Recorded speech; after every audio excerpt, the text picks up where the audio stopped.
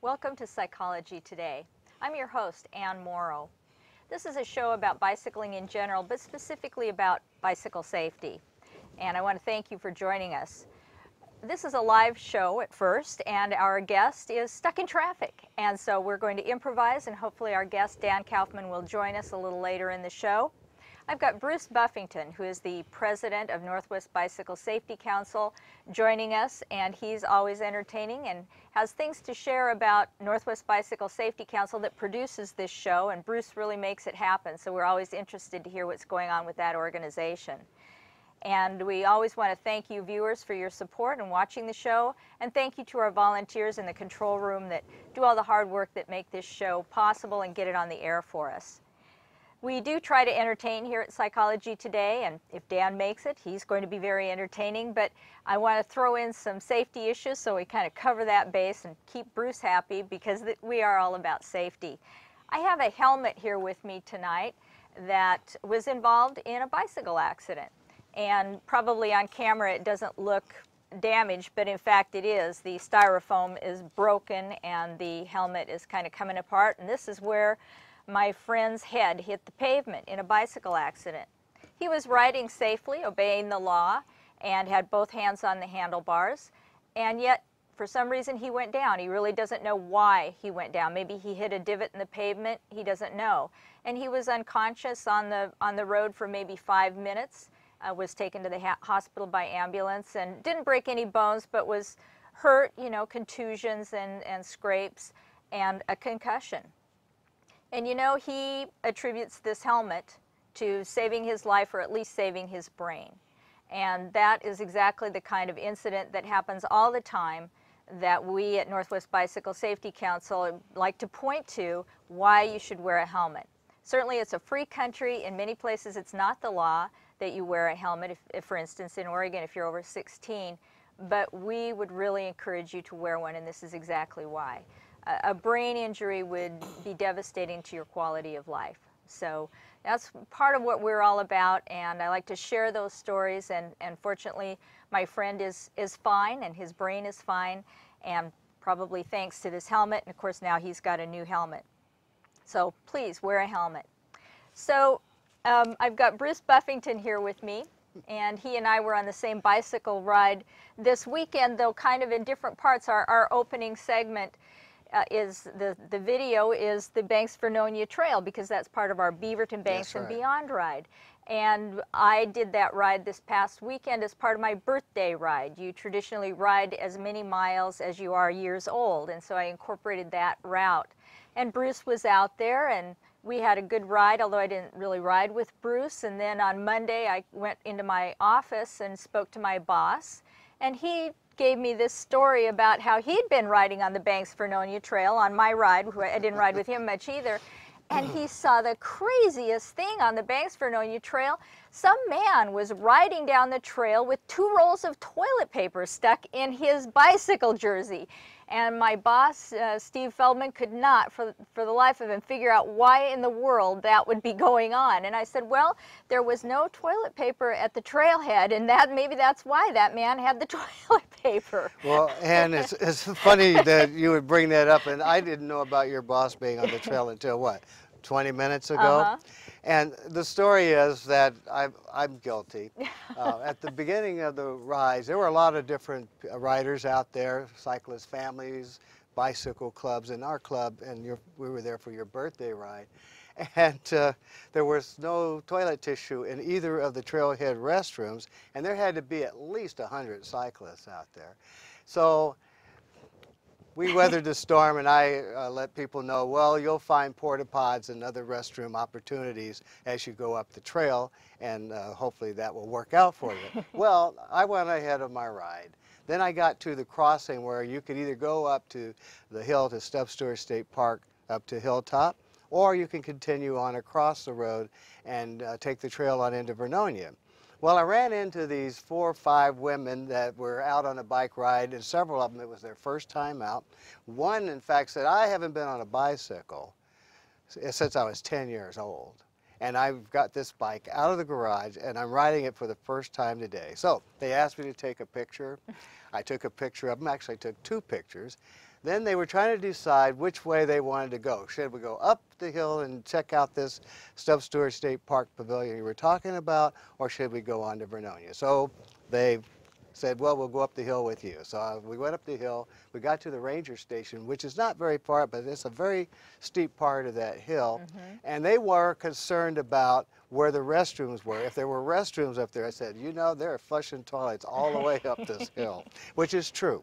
So we got to the ranger station, and so I said, well, you know, you guys, there's the restrooms over there, and when you come out, then maybe we can go up the rest of the trail. They said, no, we're done. So I traveled up the trail a little bit further and found the camp host there, and I talked to her. I said, you know, at the Banks Trailhead, there's no toilet tissue in either of the restrooms, and there were a whole bunch of people that just had no recourse except to go up the trail. Are you able to help with that? And she said, well, here's what I can do. I can give you a couple of rolls that you could take back down there with you, and maybe that would help them out. So I tied these to my riding jacket, and I had them dangling off the back. And so by the time I got back into Banks at the trailhead, I put the 2 rolls in, one in each restroom. The park ranger showed up. And so I got back to the finish line, and a couple of our riders said they really appreciated this because one of them needed to use the restroom. I won't mention their names and embarrass them. And the other one said, well, you know, there's no toilet tissue in there. But one had the door open and said, oh, yeah, there's a roll in here. And they went, oh, there's plenty over here.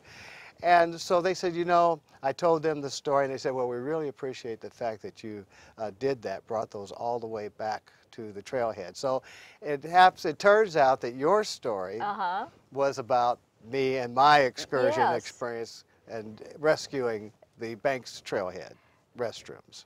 You're being a good Samaritan in just the small world, you know, somebody that I know very well, and I know you very well, and you kind of crossed paths and didn't even realize. That's right. Knew nothing about one another. I didn't even know that he had seen me. I really was focused on getting to that trail as fast as you could.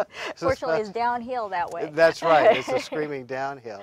Well, you know, Ann, I came here for a party. The crew back there said they were going to throw a little party, and I came dressed for the party to learn that the party actually is going on, but is going on out here. Oh. With you. Oh.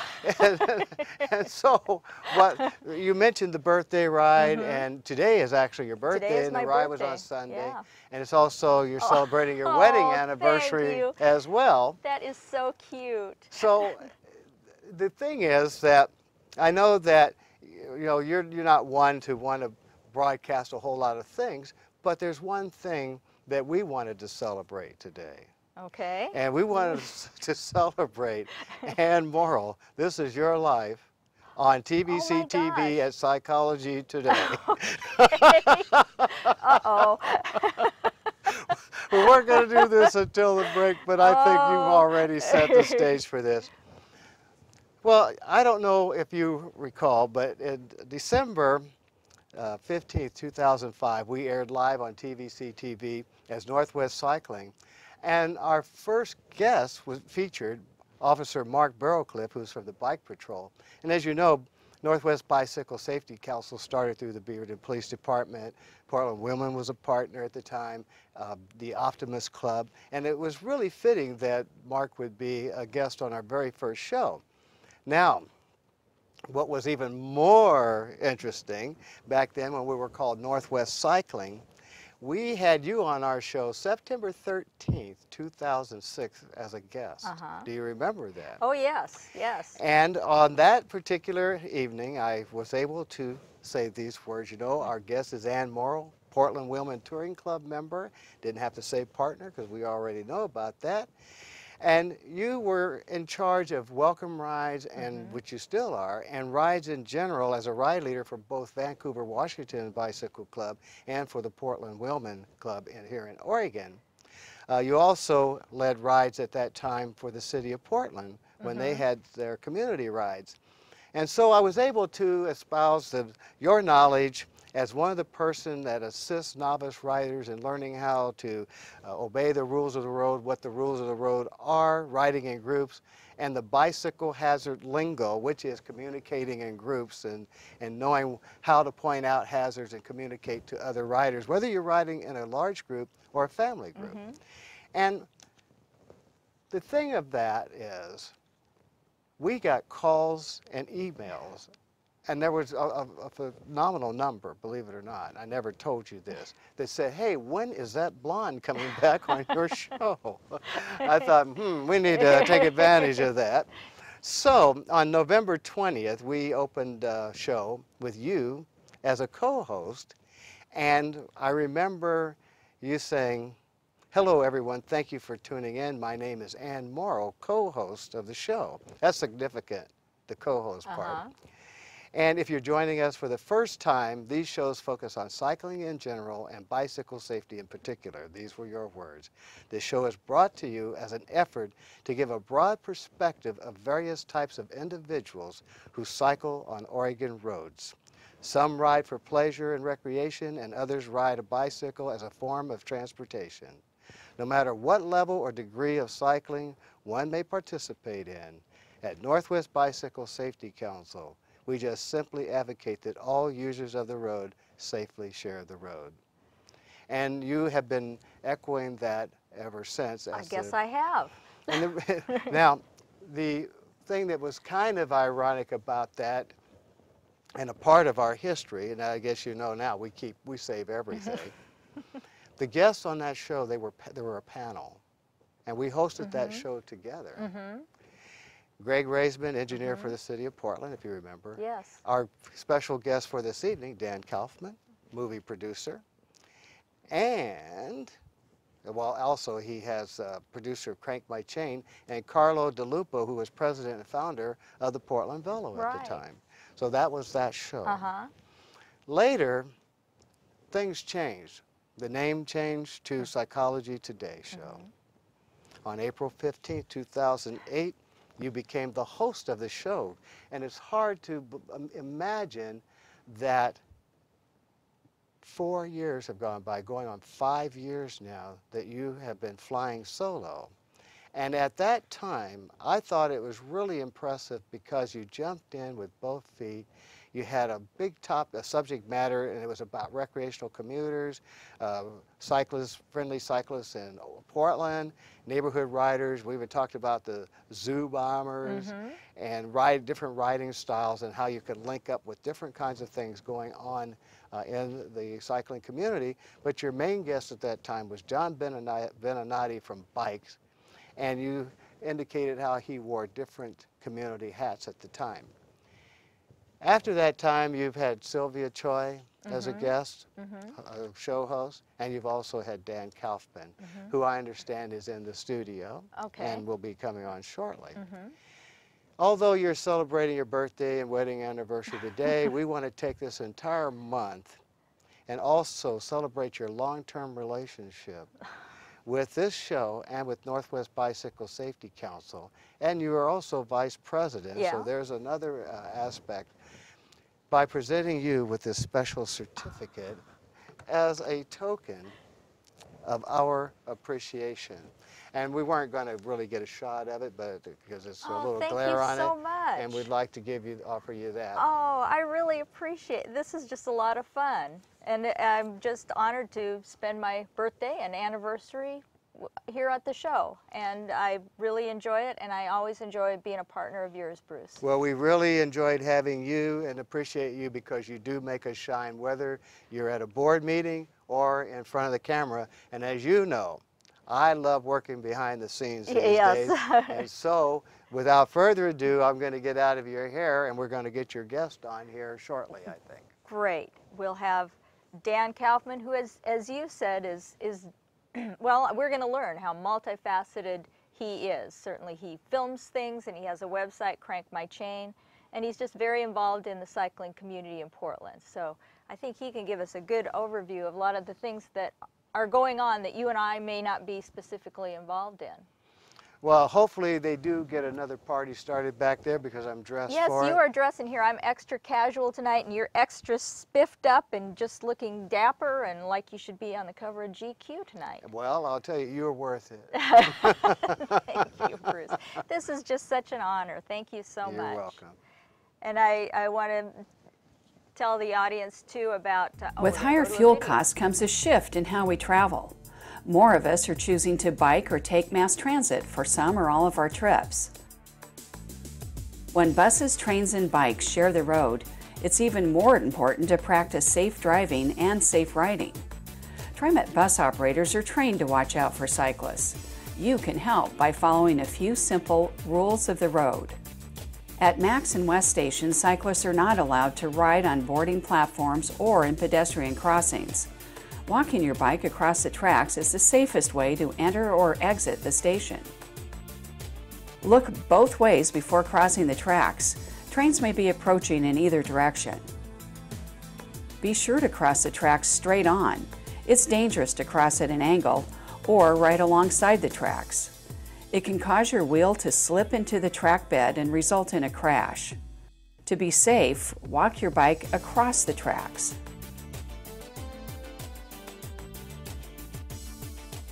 Visibility is important when you're riding around buses. Always use a front white light and a rear red light at night, at dusk, and at dawn. And remember, buses have blind spots. If you can't see the operator in the mirror, the operator can't see you. Be predictable. Use hand signals when merging, turning, or changing lanes. This helps bus operators make good decisions around you, such as when to pull out from a stop, when to pass you, and when to make a turn. Ride in a straight line and avoid weaving between parked cars or between the sidewalk and the street. Take the middle of the traffic lane if it is narrow, so drivers behind you will know to move to the left lane to pass. The safest place to be around buses is in front of them. Most important, obey signals and signs. Don't ride against traffic or in areas marked bus only. These streets are closed to bikes and other vehicles.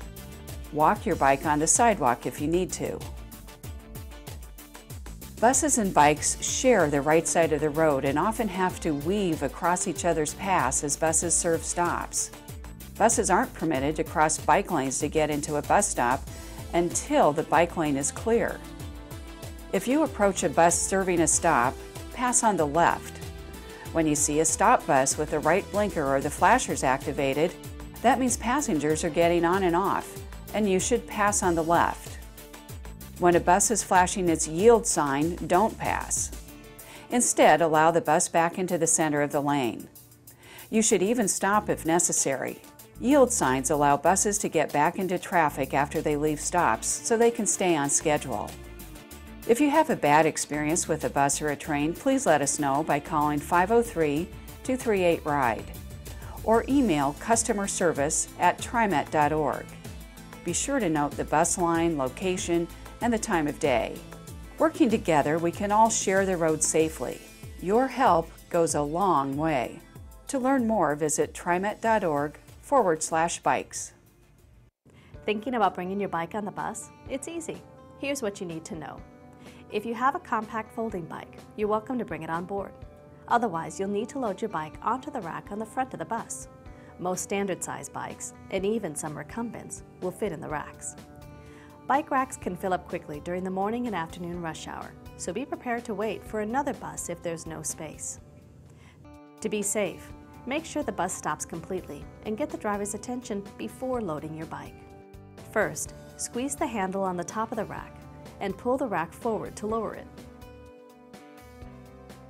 There are slots for 2 bikes. If the rack is empty, just lift your bike and place the wheels in one of the slots.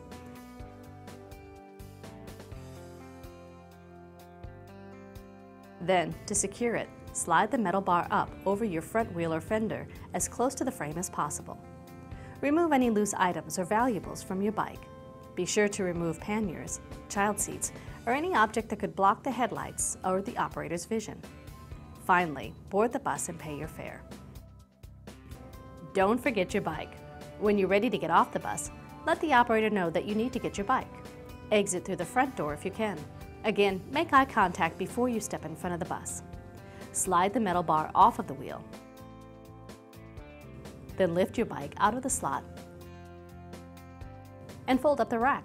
Never cross the street in front of the bus unless it's stopped at a red light. And that's how you bring your bike on the bus. These days, more and more Portlanders are using pedal power to get around, and a growing number of cyclists are combining their bike trips with transit. If you're planning on bringing your bicycle on Max, here's what you need to know. TriMet only allows single-seat, two-wheeled bikes on board, or recumbents and electric bikes the size of a standard bicycle. Trailers are not allowed. Bikes are allowed on Max only if there's room, so try to make your trip before or after rush hour. If Max is full, you need to wait for another train. When Max arrives, allow other riders to exit and enter the train first, then walk your bike on board. Inside, look for the signs that show where bikes may be stored. If a vertical rack is available, use that one first. Remember to keep your bike as clean as possible and try not to brush it against others. Always yield the priority seating areas to seniors and people with disabilities. And be sure not to block the stairwells or aisles. If you're on a train with steps at the front doors, bikes are not allowed at the top of the steps. When you practice good bike etiquette, it makes the ride more comfortable for everyone. Happy riding, and we'll see you on board. Well, thank you for that video, and it is all about sharing the road, and thank you for TriMet for sharing that. They want us to be educated about what their needs are, and they certainly are trying to know what bicyclists need. So it's great that we're in a community that is trying to know what each other's needs are and work together. And we're in luck here. Dan Kaufman has made it through the traffic jam and made it to the show, and so welcome, Dan. Thanks for coming. Yeah, thanks for having me. And you know, it's funny because the last few times that I've done this show, I took Max to get out here, had my bike, and took Max, or just rode out. And today I was going to do another trip out further into Beaverton, so I thought, oh, well, I'll drive, and time was tight. Yeah. Well, I would have been better off riding my bike. Really took an hour and a half to get from Southeast Portland to here. Just one of those bad nights. Yeah, wreck in the tunnel. So there you go. Another reason to take advantage of our great bicycling and transportation, transit like the Max. I think you're right, that's a classic example, that would have been perfect. Well, let me introduce you a little bit, because you weren't here and now you are. And yes. You're just so multifaceted. You've got your hands in a lot of things here around our community. So why don't you start by telling us a little bit about yourself, and then we'll go to what all it is that you're involved in. Sure. Well, first of all, I want to say happy birthday and happy anniversary. Thank you. I feel honored to be here on your birthday. Thank you. This is great. I love coming on the show here. And but yeah, a little bit of background about me. Well, first of all, I'll just say, bicycling, it really changed my life. Growing up, I came from a family that bicycled, and I bicycled to school as a kid, and bicycled in college, but then stopped doing that.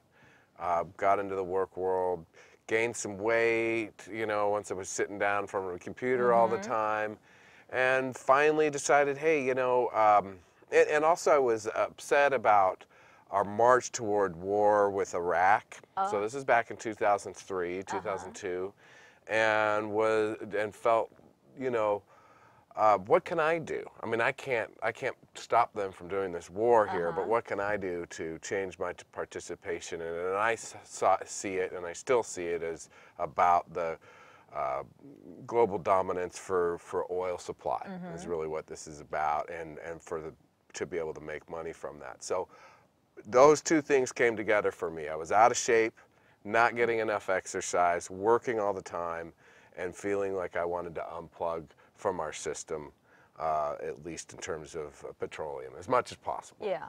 And what came from that was life-changing, because the exercise got me a chance to be able to think and take time for myself and really think about what I want to do with my life. I went from being one of the lowest paid employees in my company to being one of the highest paid employees, and then went to another business, sold that, and was able to start a video production and audio production company. And found that my passion for cycling had continued on, so this is about 2006. And the videos that I made around cycling, the first two being the Zoo Bomb, and we can talk about it later, and then the World Naked Bike Ride, which were just kind of two fun videos that I made early on as I was learning to produce video. Were big hits. I mean, and I would go and shoot like bands that had a lot of fans, and I'd get a few views on those. I'd be like, didn't you get your mom to watch this video? You know, I mean, I'd be surprised at how little play I would get on that. But my bike videos just seemed to do great. And so I decided to start a website, Crank My Chain.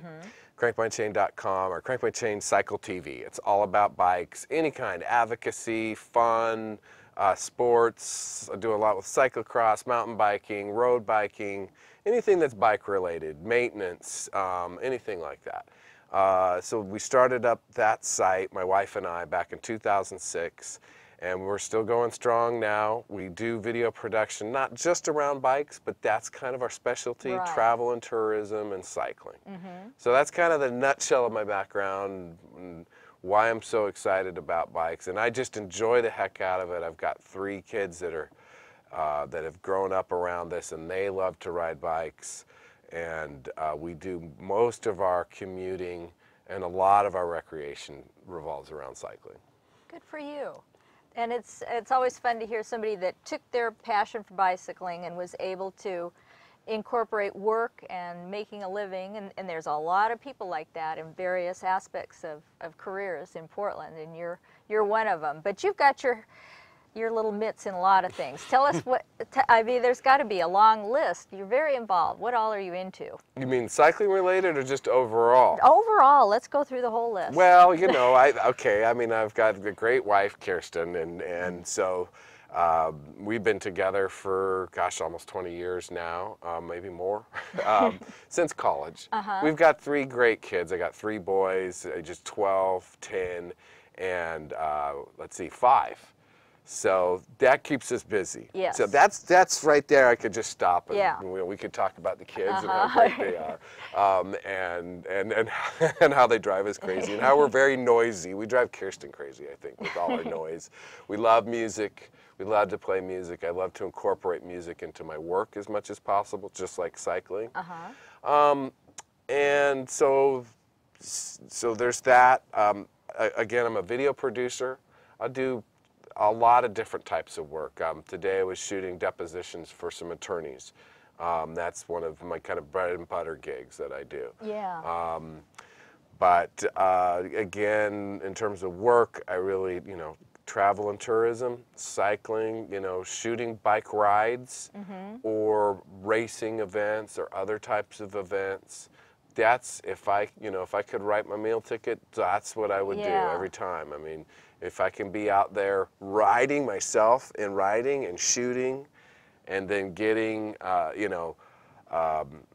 getting other people riding, and then putting it all together in an edited video where I can make the music for it.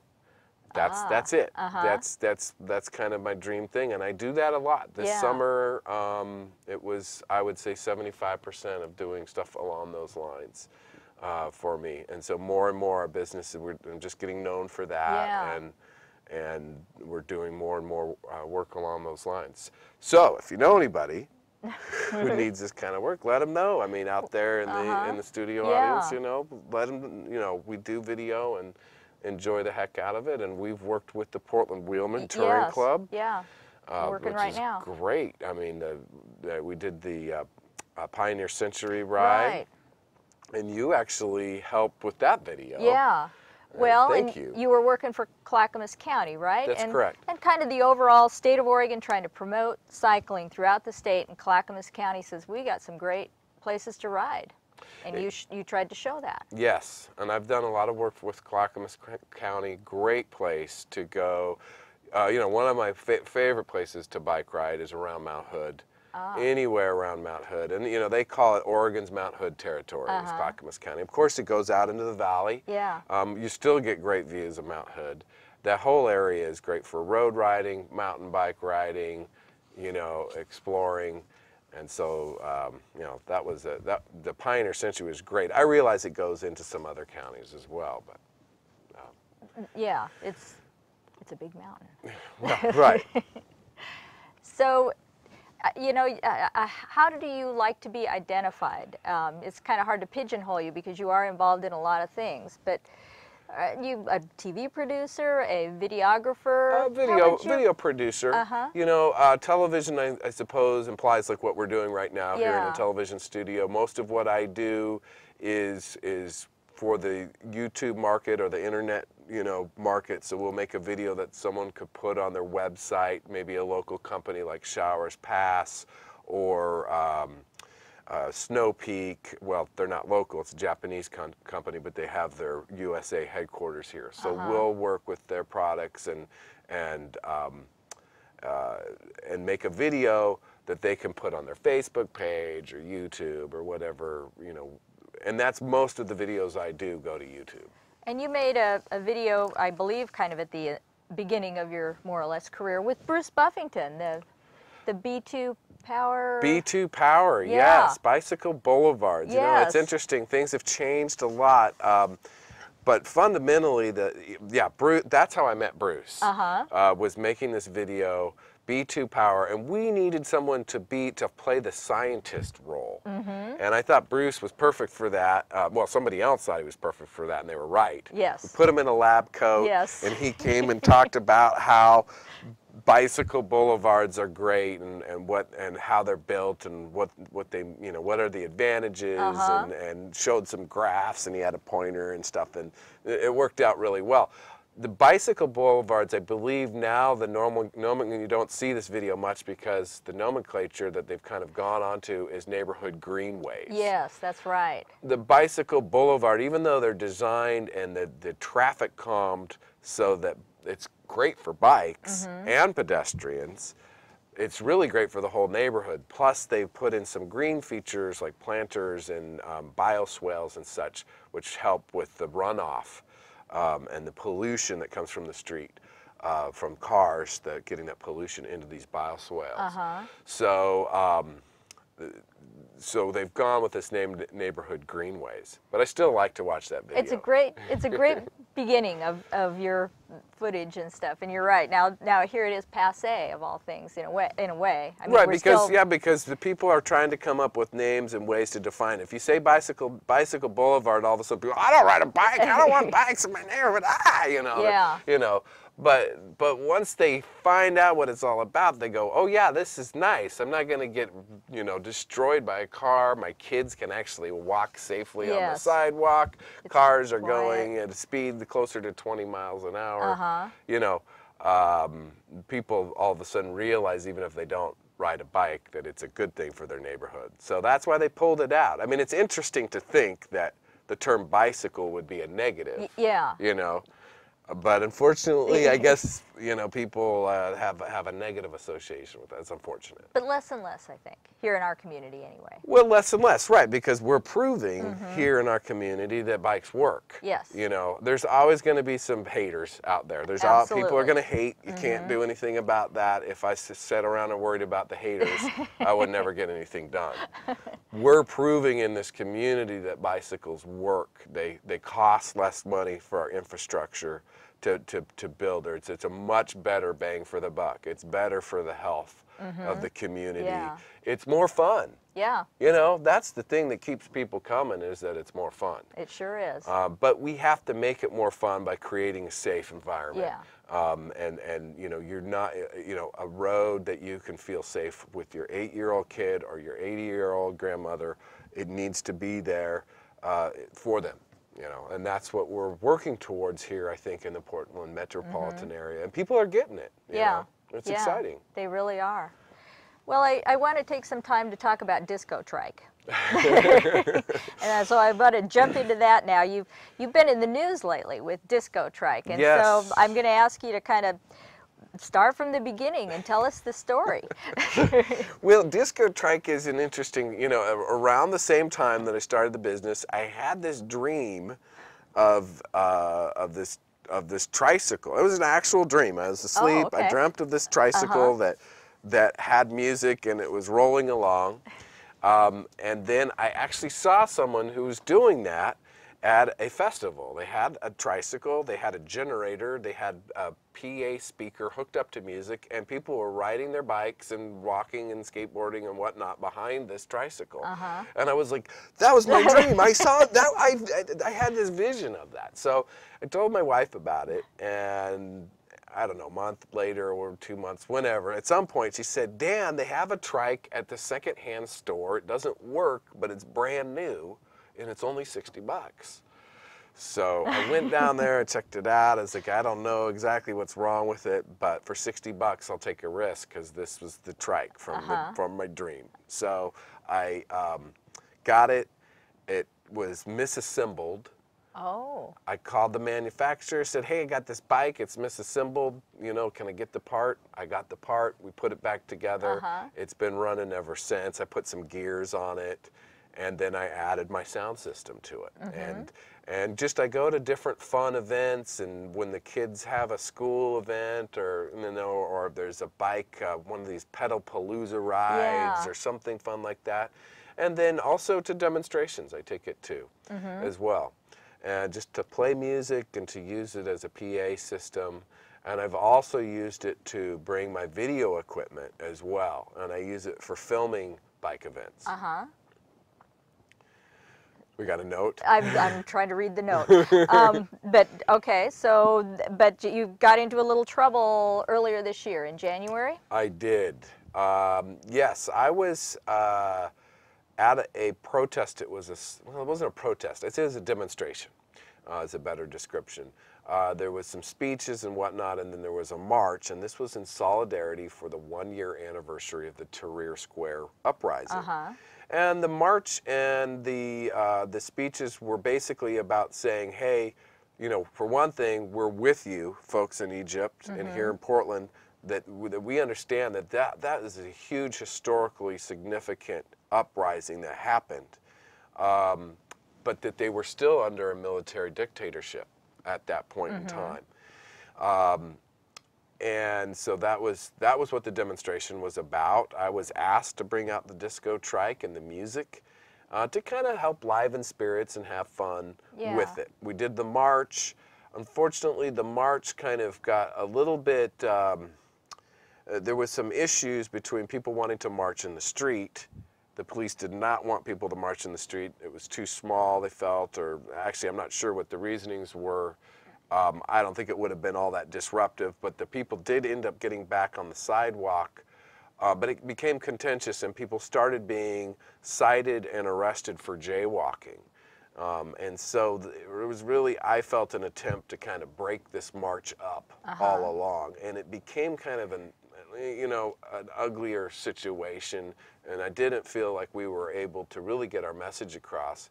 And at one point when they were coming in to grab out protesters who had been jaywalking, I turned up the music, the Bob Marley music, to kind of mellow things out and say, hey, let's just move down the road and try to keep this thing flowing and moving. Well, I had been warned earlier about turning it down, and because I turned it up, I all of a sudden, and then I turned it off. I was filming too. That was an interesting thing. I was filming this march as well as playing music. At one point, people were on the elk statue by the Chapman and Lonsdale Square, where Occupy Portland had made its encampment, although it was all fenced off at this point by January 25th. I was filming the elk statue, and all of a sudden I start filming these horse police coming, and I'm like, oh, that's interesting. I'll film these police. And all of a sudden I realize as I look around, I am now surrounded by horse police. And the next thing I know, someone's ripping the camera out of my hand. I'm saying, you can't do that. I didn't know what was going on. And someone's trying to tip me over on my trike. I look up at the horse police and I say to them, what do you need me to do here? You know, I really don't feel like fighting a squadron of officers. Really, it was like 12 officers and about as many police surrounding me at this point. They, again, ripped the camera out of my hand. The guy told me to put my hands behind my back and shape up, act like a man. Okay, you know. So apparently our actions as protesters is we're children out here. I think that's what the police view us as. I think it's really important what we're doing out here, and I think it's really important that we take a hard look at what's going on with our country, and our First Amendment rights are so critical. They're the first for a reason. Having my camera ripped from my hand and having the cops shut us down was concerning. I received a ticket and was handcuffed before I got the ticket for unlawful operation of sound producing equipment. That was my offense. And so you've recently gone to court. I've been going to court a number of times. It's surprising how much has been invested into the disco trike by the state and by my pro bono attorneys. By the way, I would like to thank. Yes. Yes, Kate Stebbins and Charlie G. And they are from a couple of great law firms, 2 separate law firms actually here in Portland. And they have provided my case pro bono. If you're interested, I'll tell you what it boils down to. Well, let's move on to another topic. Okay. But I appreciate you telling us about that because it's just a different side of bicycling, and we appreciate you trying to film this and chronicle some of this. Yes, it doesn't go necessarily to bike safety, but it does definitely go to, you know, citizen rights. Yeah. Right. And there was a bike involved. So, and along with it, what is Bike Swarm? You seem to be involved in Bike Swarm. So what PDX Bike Swarm is a group of activist bike riders. We are in peaceful solidarity with Occupy Wall Street, and Occupy Portland, and that's what it sprang from. And it is a group that will go to protests and can bring water to the protesters, can serve as a different way to protest. Like instead of marching, you can be biking. You can put a sign on your bike. We can kind of scout out routes and, you know, kind of generally see what's going on, deliver first aid if necessary, that kind of thing. So yet another element of bicycling. Yet, you know, using your bike. Yes, well, and you know, there's a number of people in the PDX Bike Swarm who are like, look, I can't march. I've got foot problems. I can't be standing around. We have 2 people who actually have like plantar fasciitis, and they cannot be in marches, but they want to participate. So being on a bicycle is a way for them to do that. I see. So the Bike Swarm is an activist group about a lot. It goes to a lot of the values, the Occupy Wall Street concerns. But we also have our core concerns about bicycle safety and the importance of active transportation in our community and trying to move towards a more equitable transportation system. Okay. Well, as somebody that's out on their bike a lot, what kind of safety advice would you give? And as a father with kids riding, what stands out in your mind as safety advice when you're riding? Well, I would say the number one reason why you are exposed as a cyclist to danger, and let me back up. I don't believe bicycling in itself is an inherently dangerous thing to do. It's not. If you were to go bike across a field or down a path, you're safe. It's not dangerous. Now, if you want to go down the side of Mount Hood, you know, at full speed, or you want to get into a bicycle race of some sort or another, it becomes more dangerous because you're doing an extreme activity. Unfortunately, bicycling in most communities is an extreme activity, and that's because of cars. Yeah. So I would say if you're a novice cyclist, learn to ride and try to get out in areas where it's very low traffic or preferably no traffic at all. That would be my first suggestion. Okay. That's certainly a good place to start when you're Right. brand new, to just get that confidence. I mean, like skiing or anything else, to get familiar with your little piece of equipment there, the bicycle, and then venture out into the road, Right. if you're going to at all. And we've got a lot of trails. I mean, I think theoretically you could not get on the roads. You could just bicycle trails for the most part. Yeah, to a certain extent. I mean, and yeah. and then that would be my second thing is as you grow as a cyclist, whether you're doing it recreational or as commuting, find those points where your danger points are. You know, bad intersections. Where is somebody going to do a right hook on you? Or where is somebody going to blow a stop sign and take you out? Or blow a traffic signal and take you out? Where the door is going to get open and knock you, you know, all those kind of things that are related to automobiles and cycling. Think about those as you're riding and understand where your danger points are for you or your children or your parents or whoever it is you're working with, and be aware of them, you know, because that's the concern. So we learn to drive defensively, trying to anticipate problems and what we're going to do if that problem does arise. And so you're saying bicycle that way too. Yeah, bicycle that way and really think about your route. I think one of the things, like for example, when I started, 1/3 of my route was on, when I started back again in 2003, 1/3 of my route was on Springwater Corridor Trail and other paths that were just specifically for, you know, multi-user, not car. Right. 1/3 was like Bike Boulevard type low traffic streets, or I had a painted bike strip. And then 1/3 was kind of, had a bike strip, but it was maybe 45 miles an hour or something, you know, or there was points that were dangerous.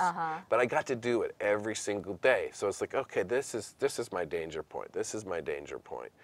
Understanding those, I was able to become a strong rider, and having the same consistent route all the time allowed me to become strong and understand the safety issues over and over again. Trying to do the new thing every time where you're unfamiliar and you're going into high traffic areas, if you're a novice rider, I think it's something to really think about. That's good advice. That's good advice. So if you had a magic wand here in Portland, what would you change to make it better for bicyclists? I would change the perception that people have that bicyclists are getting some sort of free ride. And I would also change the perception that cars are paying their way. They're not.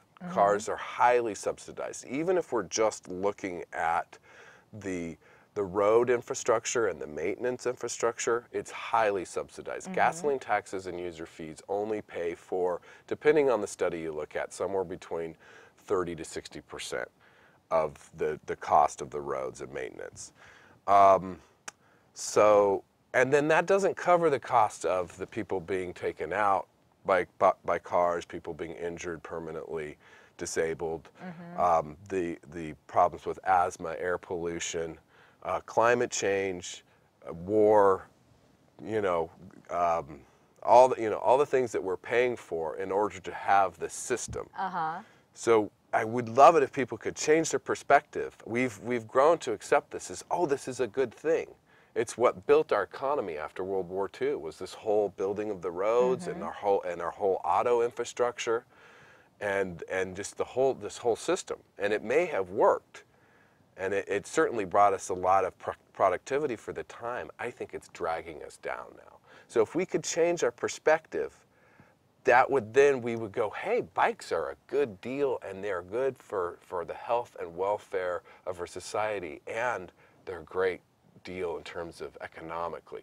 If we had that perception, a general perception change from your average Joe to people who are in points of power and people who control the purse strings, if we had that perception change, all of a sudden it would be a whole different world out there in terms of our transportation system. Not just for bikes, but for pedestrians, for people in wheelchairs, for people who are blind, for people in walkers, people who are elderly, people who are children, people who can't drive for whatever reason. Now we would have a system that works for everyone. Interesting points. I like that. where do you see yourself in 5 years? You talked about previously thinking about, you know, where am I going to go? What's on the horizon? Well, 5 years, let's see, I don't know, the governor of Oregon?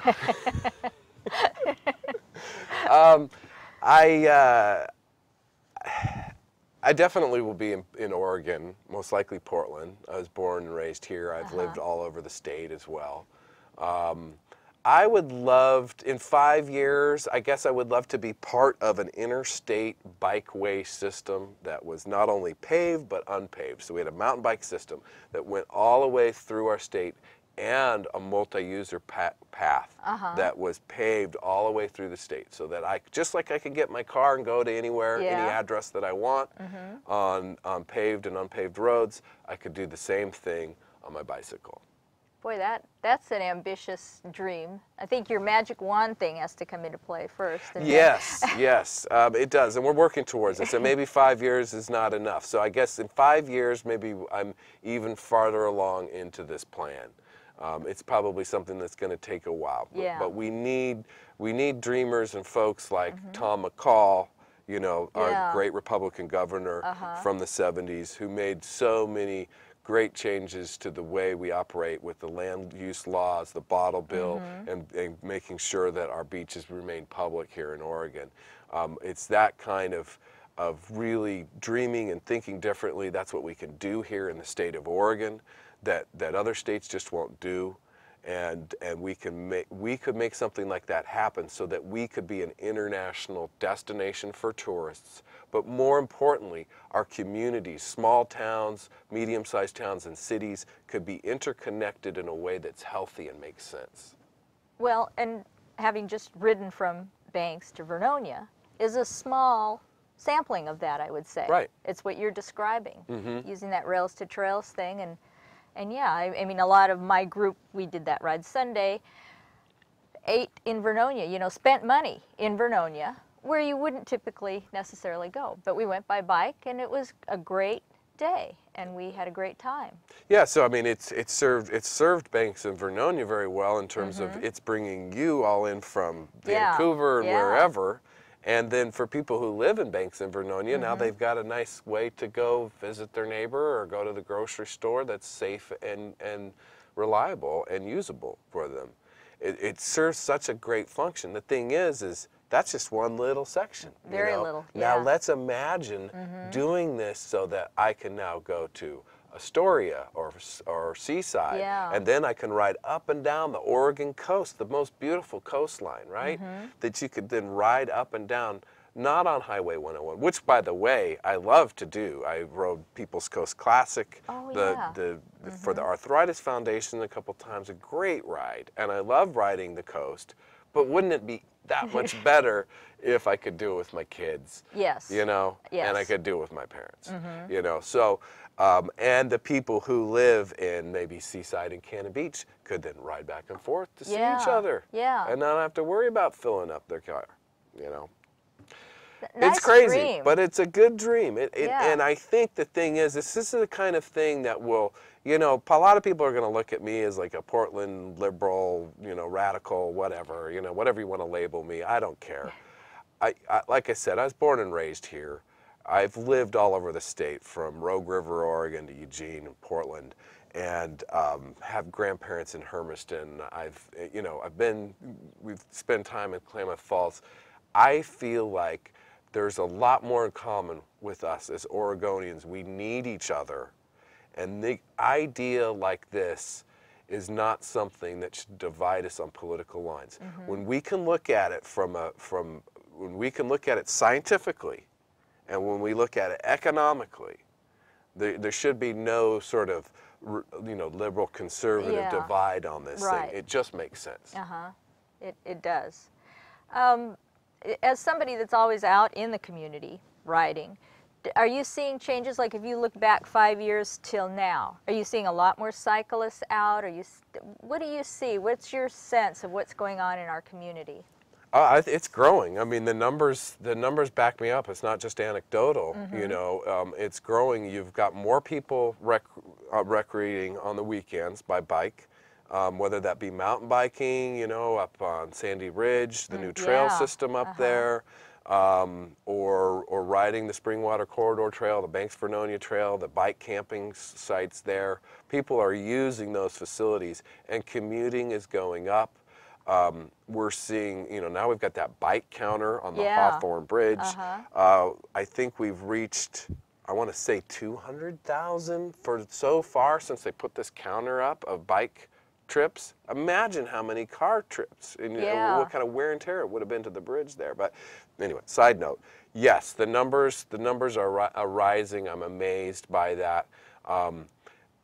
That's my hope. If, you know, we've got this goal in Portland of getting to 25% by 2030, which some people say is a crazy goal, but I think the thing is if we can reach that 25%, we may hit a tipping point.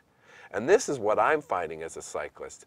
More and more, my feeling is that the person in the car who just passed me is a cyclist sometimes, whether it be recreation, commuter, whatever.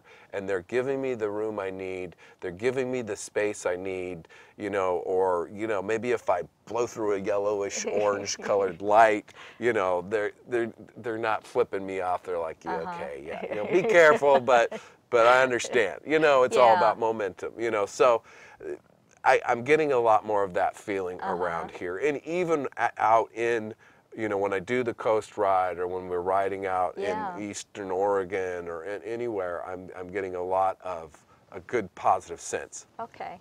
Well, we're out of time, Dan. Even though you arrived late, we're out of time. Thank you so much for how about that? Hanging in there and making an effort to get here. Yeah, I know. I mean, next time I'm definitely biking because, I mean, there you go. Well, thank you, viewers, for joining us, too. We did talk a little bit about safety, and we were entertained by Dan and all his adventures in the Portland community, and we really appreciate him chronicling a lot of what's going on right now in this kind of epic time of Portland bicycling history. I mean, who knows what we'll think 10 years from now, but we appreciate your being here. And I want to mention again to wear helmets. It's, again, your prerogative. It's not the law if you're over 16, but things happen. So please wear a helmet on that head of yours. And we would ask that you support Northwest Bicycle Safety Council. Bruce Buffington was here earlier. We're out doing safety fairs and trying to teach kids how to be safe riders with their helmets and learn to travel, as Dan's talking about, safely on the roads. They'll be better drivers. They might be more involved in riding their bikes around town. So that's what we're up to, and you can support us. Go to our website at Northwest Bicycle Safety Council. And if you're looking for rides, if your inner cyclist is trying to get out, I run a lot of rides twice a month that are for beginners. Slow, flat, easy rides, group rides. We will not drop you. Portland Wheelman, pwtc.com, and look for Meet PWTC. Look for my name. So thank you again for joining us, and thank you for watching Psychology Today, and thanks for the happy birthday wishes. That was a lot of fun. Happy birthday to you. Happy birthday to you.